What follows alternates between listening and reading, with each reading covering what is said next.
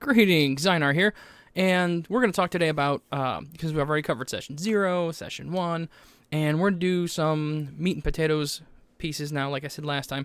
We're going to talk about character backgrounds. And again, this is for both players and game masters alike. My hands are moving, which is great, because you can't see it, because it's actually below the camera. So, yay! I apologize. So anyway, backgrounds. We're going to talk about backgrounds. There's only two real backgrounds that you're going to have, and they can mix. So keep that in mind. But really, you're going to either have a passive background or an active background. I know there's not many other choices beyond that. But what I mean by passive is just informational. So like you have ways that you define why your character is a particular, like alignment, if it's Dungeons and Dragons or a system that has an alignment, or a way defines the way your character can act, a way your character has certain skills or abilities or different knowledge or contacts or what have you, and or even equipment. Maybe it's about equipment or things or stuff. So that information is very useful, because it helps you define how you're going to play your character. It also helps the game master, the storyteller, to potentially use some of those elements in their story. Again, not required necessarily, because it's a passive background. It's there. It exists. If you mentioned a certain contact, that contact could show up in game, for example. So, and passive backgrounds are very important for people that need to have that structure. They need to have this, this structure. My hands doesn't want to turn, whatever. So like this box, hold on, there we go. This box that your character has to be in this, and you have to have structured. And that way how your character is going to react, how your character is going to, what your character has experienced, so you know how they're going to change. You get a feel for it. It's that building block of, this is the foundation, just nothing but pure foundation of how you're going to play it. And you can then also use those passive backgrounds to include elements. Well, we're not going to get there yet. Hold on. I'm jumping ahead. So you have that passive background to build how you're going to play your character, how your character's going to react, how your character's going to sound and feel and exist. And it has nothing to do with moving forward. Zero. You don't need any of it to continue to play. An active background is something that obviously is actively involved with the game master or storyteller, dungeon master, whatever. Those are all interchangeable. We haven't figured that out by now. So that means as an active background, you have an active goal. You have an active pursuit. There is an active, possible villain or possible element or quest or story or, something like that is going on for your character right now. Searching for particular knowledge, searching for the killer of your family, taking vengeance on, or revenge, things like that. That's an active background. That is something that your character, it's defining how your character's moving forward and what your character's doing right now and will continue to do so. And that has to have a lot of game master interaction. And storyteller has to sit down and go, okay, you have an active background. I need to include, well, I don't need to. It would be nice to include these elements, and this, this villain or this person and that person, whatever it might be, and bring part of the story together. Now, as a player, sorry about the train, as a player, you have to focus on, be focused on flexibility, because you have to make your background fit into the story. At the same time, the storyteller has to make the story fit with your background. So you guys need to, or you people need to work together, focus, come together, come up with a solution, so you're not having conflict. So your story doesn't actually take, the actual story off on a tangent or something, because you don't want that. That's absolutely going to destroy everything that you have, as far as, the game master and everyone else, and it's just going to be a mess. We don't want that. So, but an active background is like you're actively, like you're on the hunt, or you're being hunted, or you're being followed, or whatever it might be. And those elements will come into the game. So it's really, really, really important to have the storyteller on board with it as well. And you can actively work your active background, with another player's active background. So elements can come together. And we're going to talk about passive and active background, where you have a goal. It's not necessarily as driving, but it's part of the foundation for your character. See, that's where we brought that foundation part back up. My fingers all over the place. Sorry about that. And so you have your passive active background, your actively passive background, your passively active background. I'm not sure how it goes hand in hand, but as far as naming, but you build this foundation for your character that has an ongoing goal or element, whether it's an antagonist or even another protagonist, whatever it might be.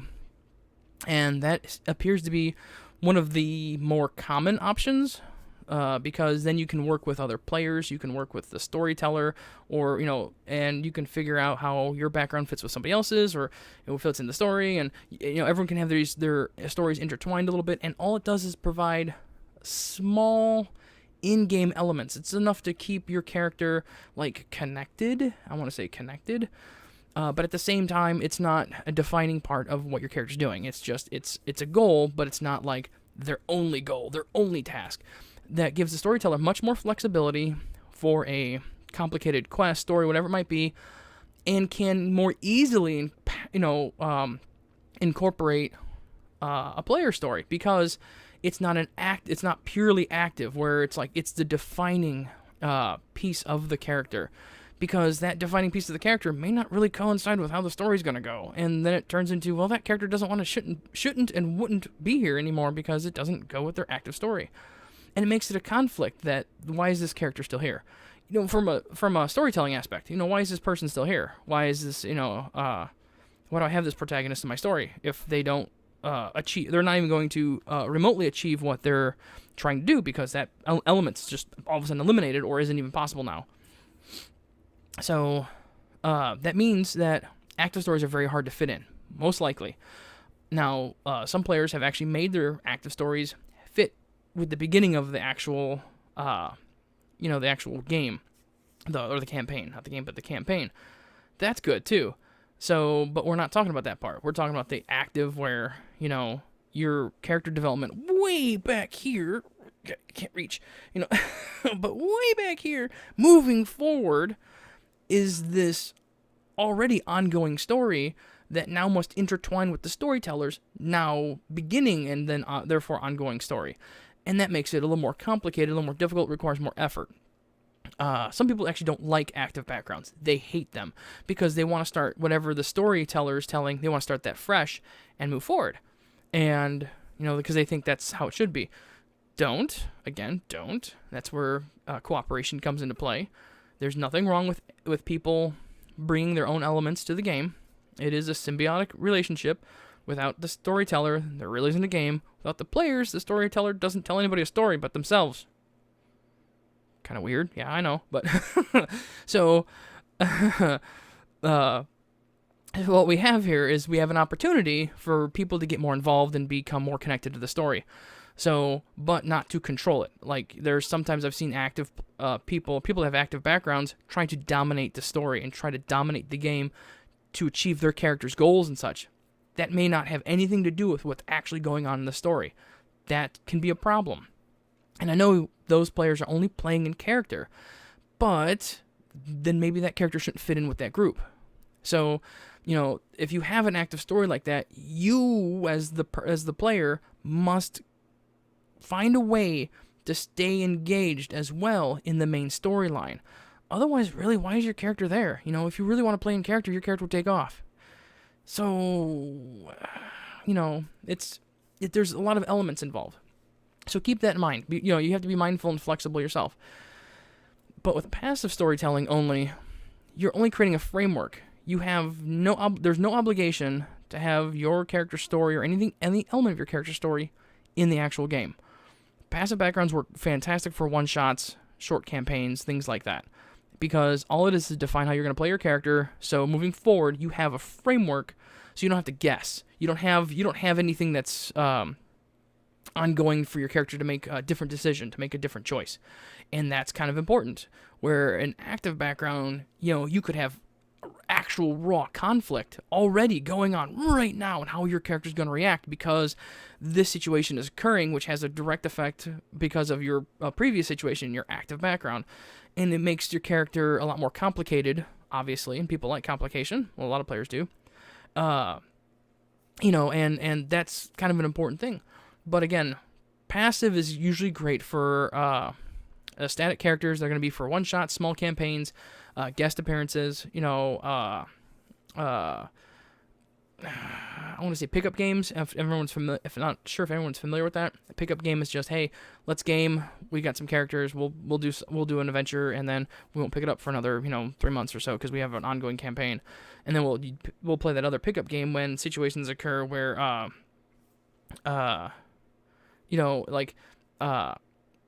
it's been our campaign's over or someone's been sick or on vacation or whatever, and we can't run our regular game, so we have a pickup game.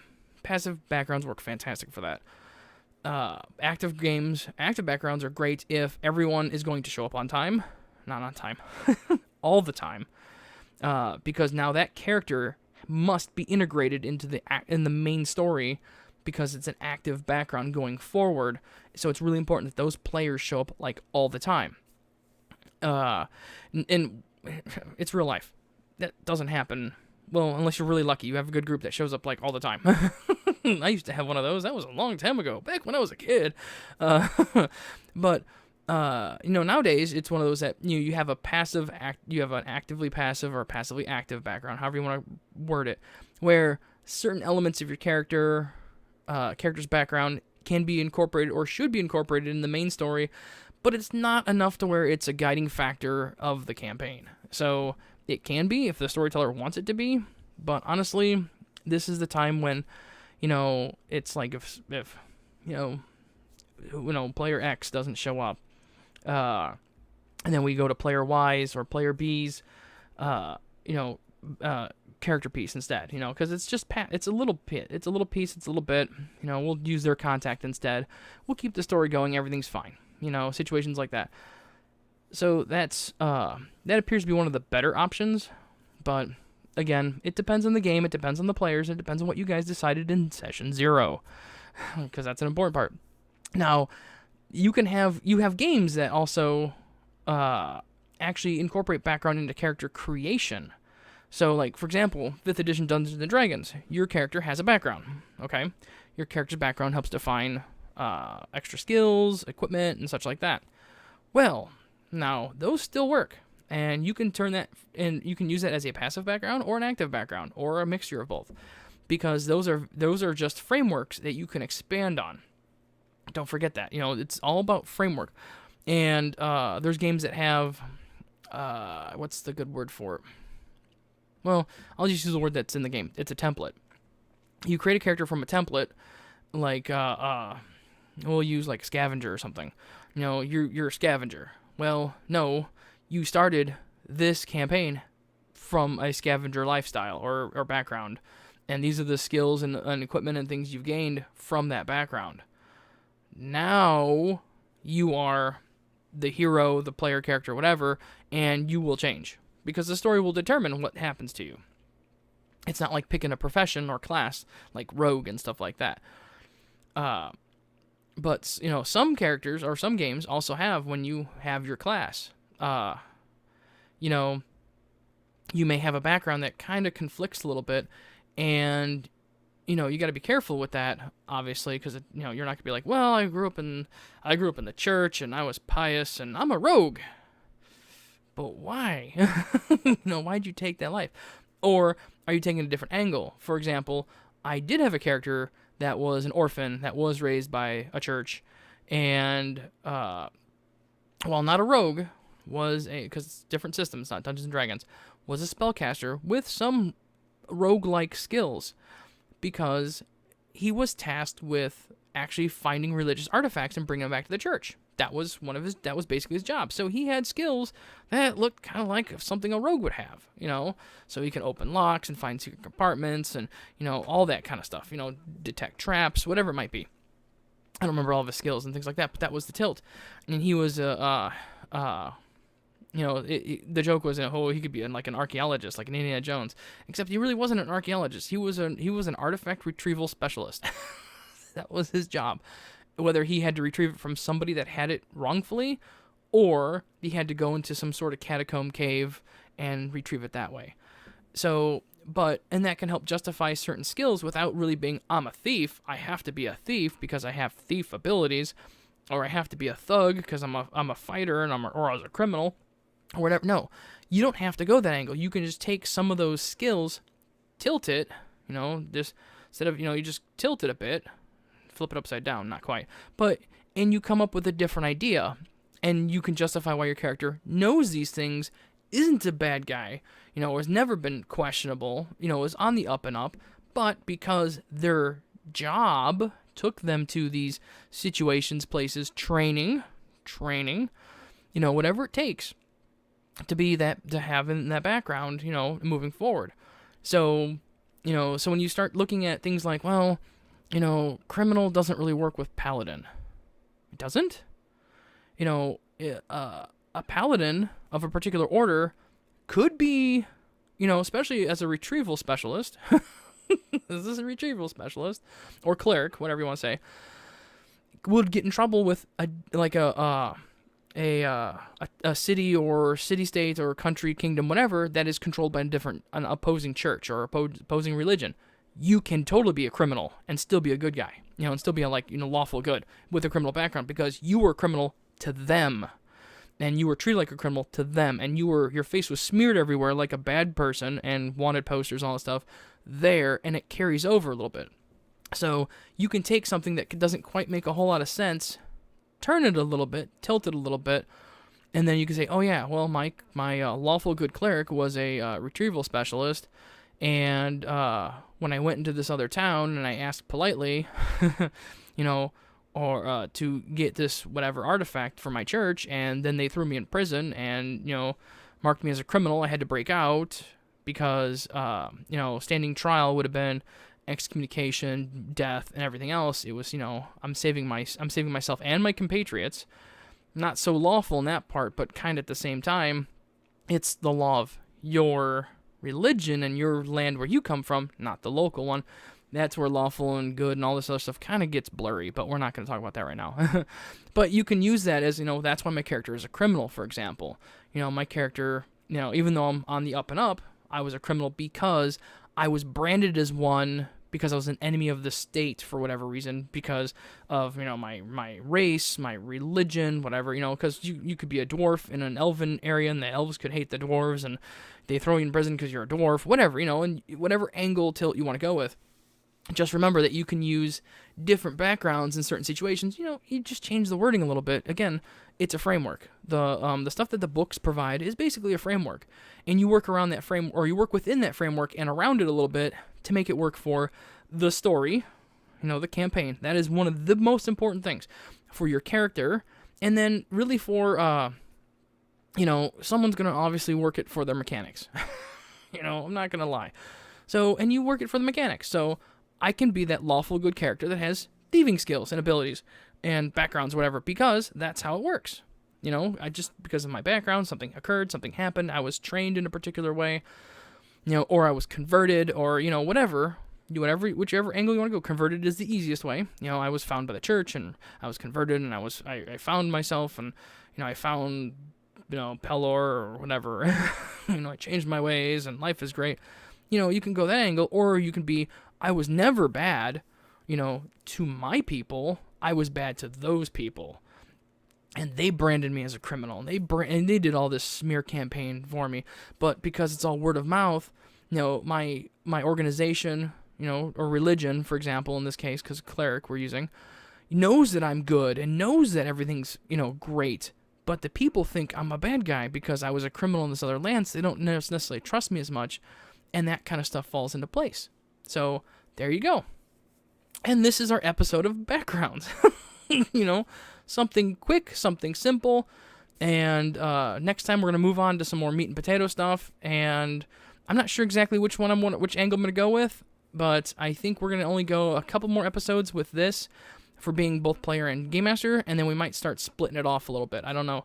we'll find out. So, but I will hopefully see you next time with another set of good tips, pointers. And if you have any questions or issues, again, put them in the comments below, and I hope to find them and answer them so I can, keep this going. And if I get enough questions and comments, I may have a video of just the questions and comments and answering them. We'll see. So I'll see you next time.